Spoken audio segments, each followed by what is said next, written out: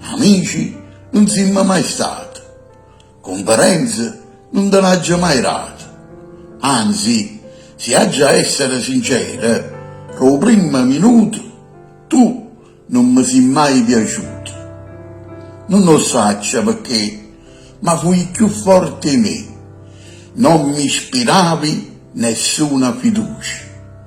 Così da allora t'ha già tenuto lontano.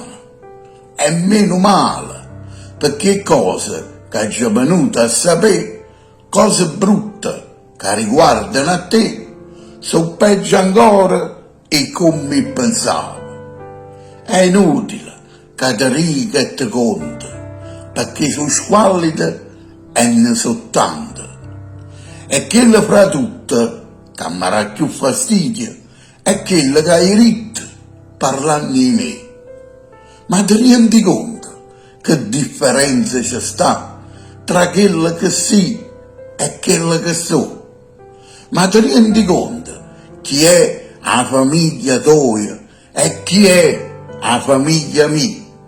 Tu stai inguaiato per coppa e per sotto e dici che io sono fabbrica e brutto, ma non tieni scorna e fa quello che fai, ripalla che dice e un male che fai.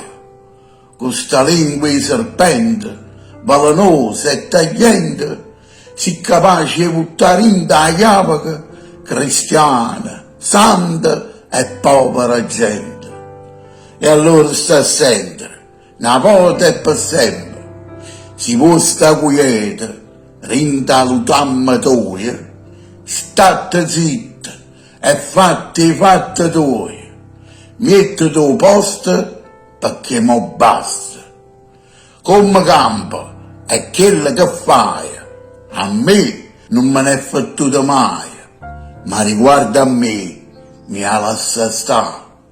Leva da bocca o nome mio e non parla più la famiglia mia. Con bene, con male e che debolezza, la vita mia e che ne bellezza. Se invece la tua e che ne schifezza, chiuda la bocca e non ci rompere il tazzo. Faccia scigna, non fa carogna e si tiene la coscienza, fa penitenza, perché si muore, fra 100 anni fra un'ora, soffrirà in eterno rindo fuoco dell'inferno.